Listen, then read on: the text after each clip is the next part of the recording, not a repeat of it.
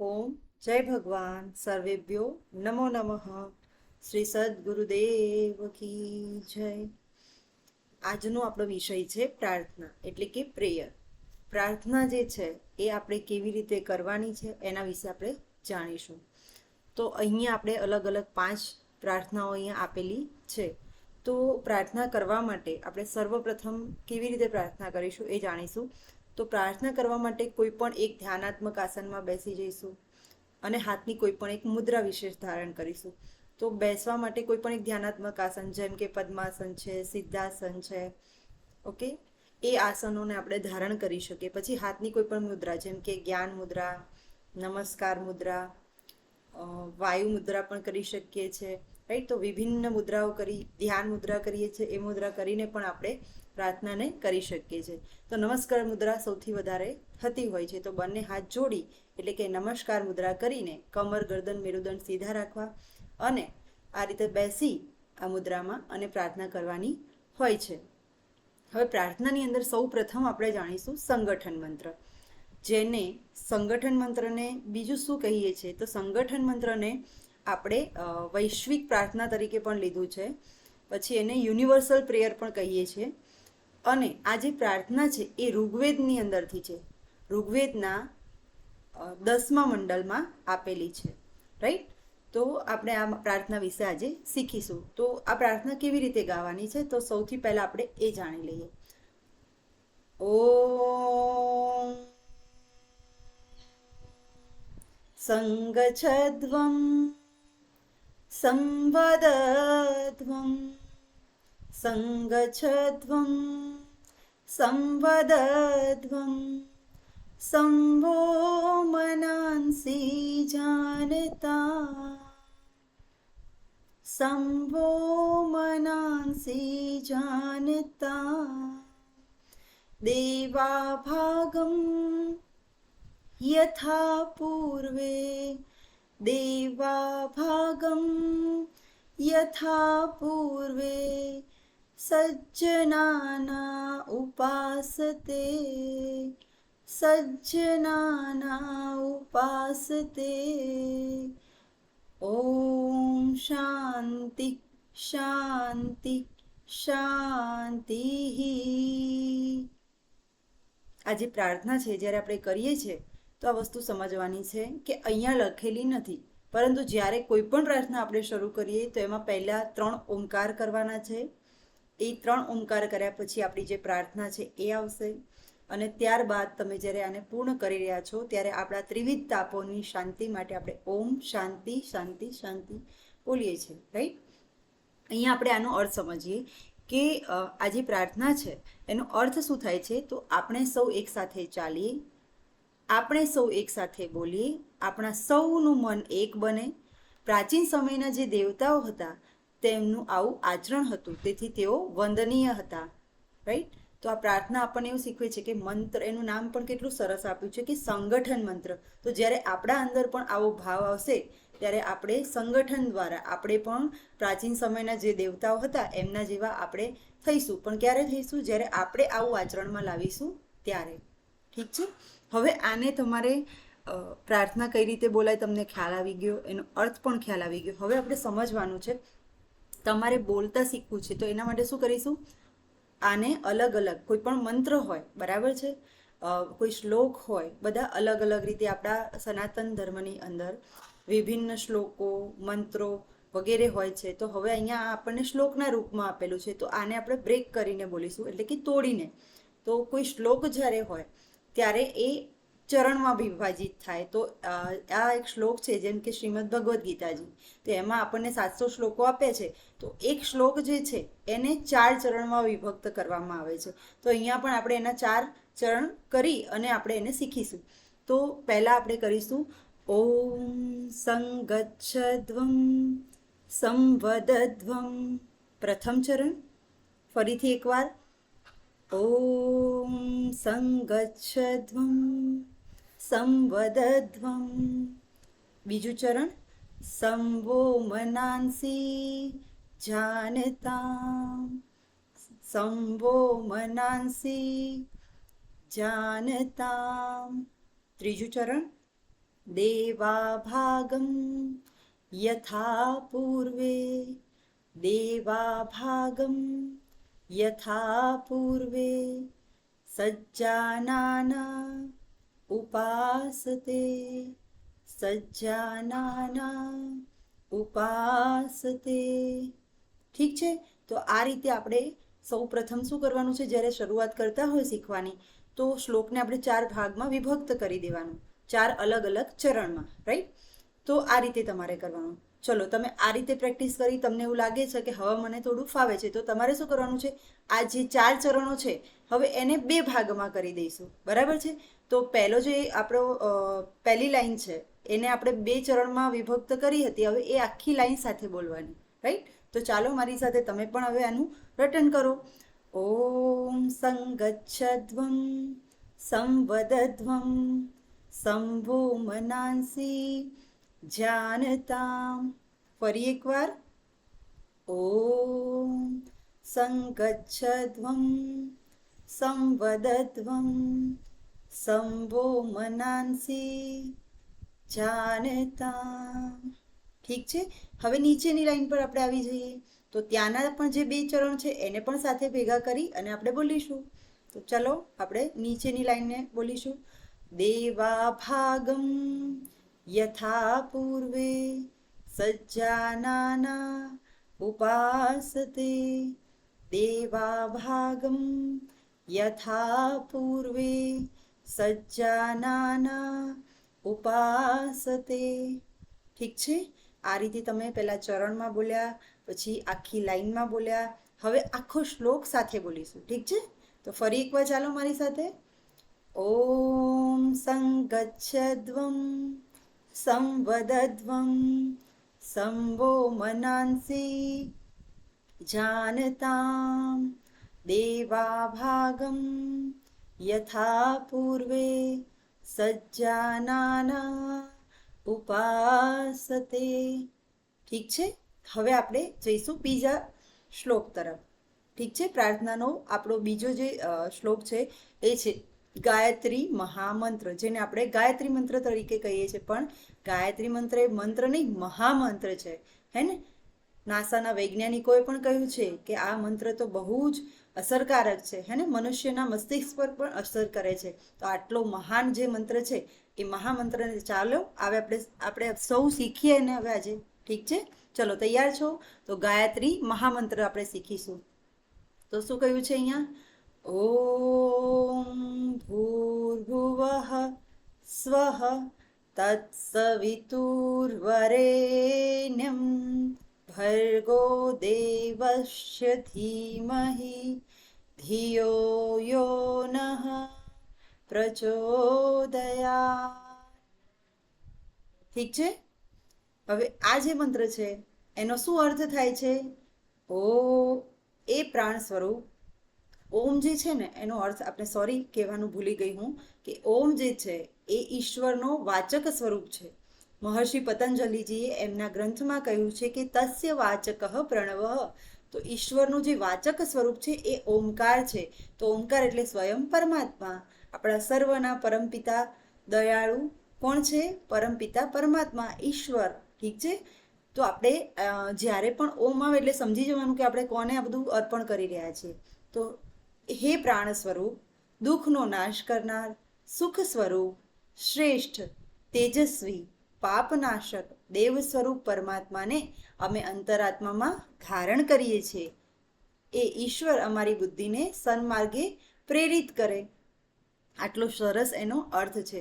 તો આ ગાયત્રી મંત્રને આપણે કેવી રીતે બોલીશું એ જોઈ લઈએ. તો સૌથી પહેલાં ઓમ ભૂર્ભુવઃ સ્વઃ, આ જે છે એને અલગ કરીશું. પછી છે તત્સવિતુર્વરેણ્યમ, પછી ભર્ગો દેવસ્ય ધીમહિ, ત્યારબાદ ધિયો યો નઃ પ્રચોદયાત. ચાલો આપણે એની પ્રેક્ટિસ કરીએ.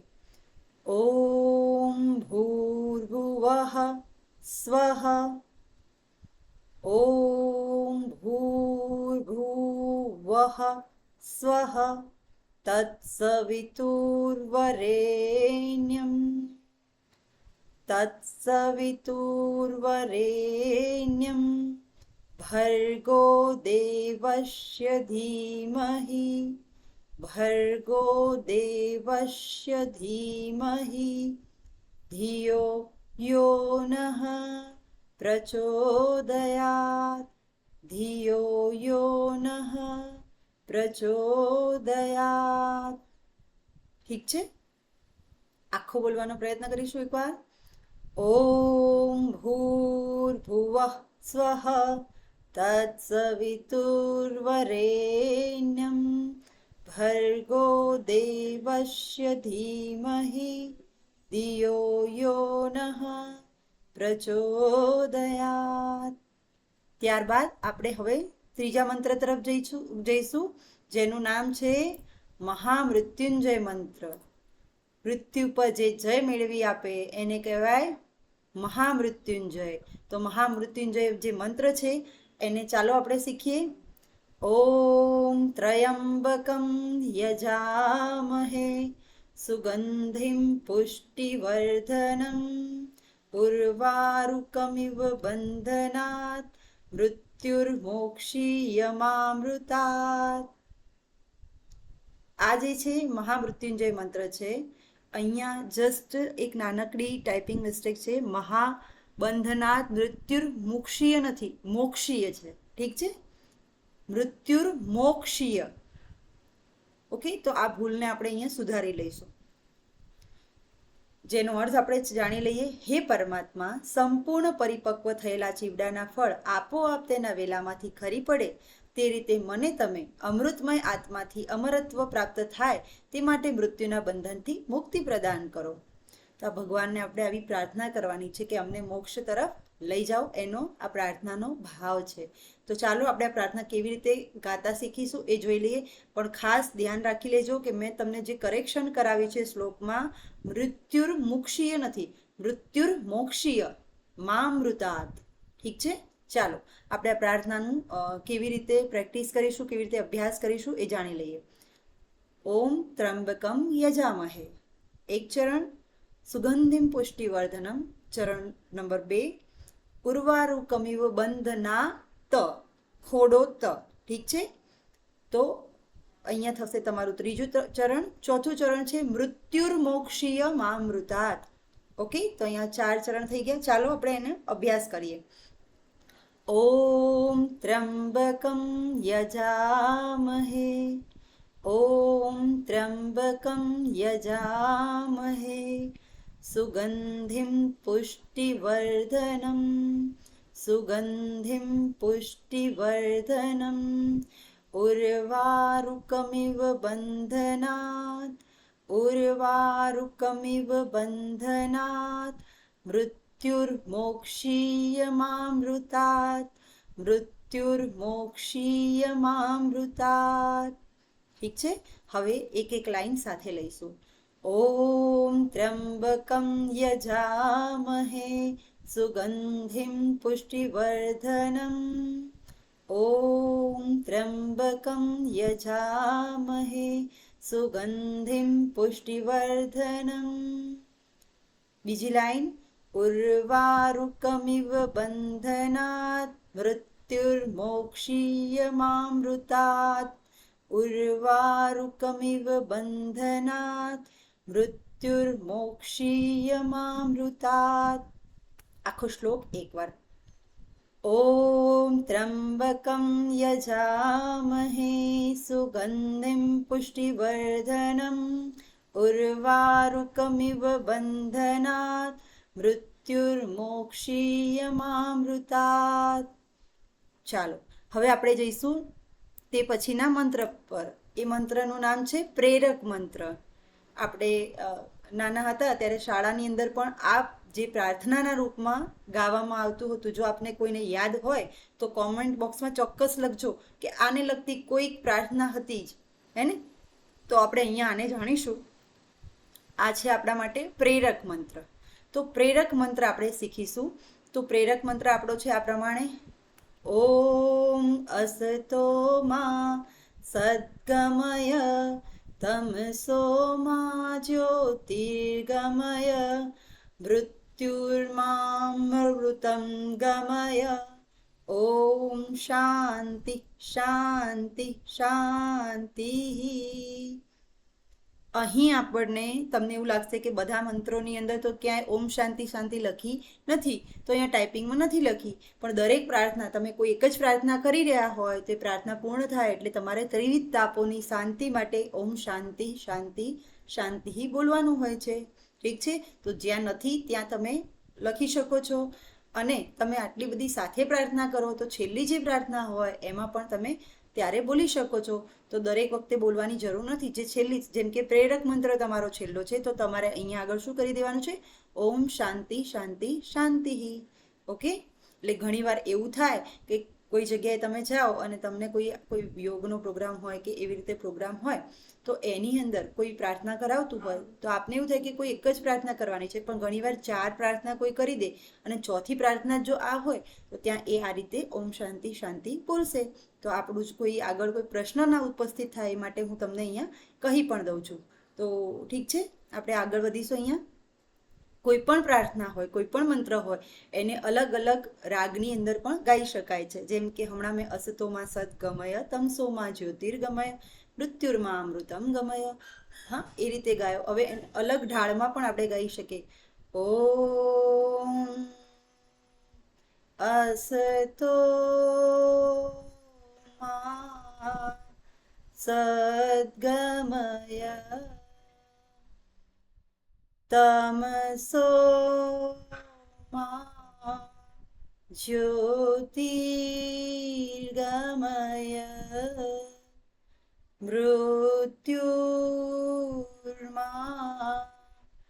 અમૃતમ ગમય. ઓમ શાંતિ શાંતિ શાંતિ.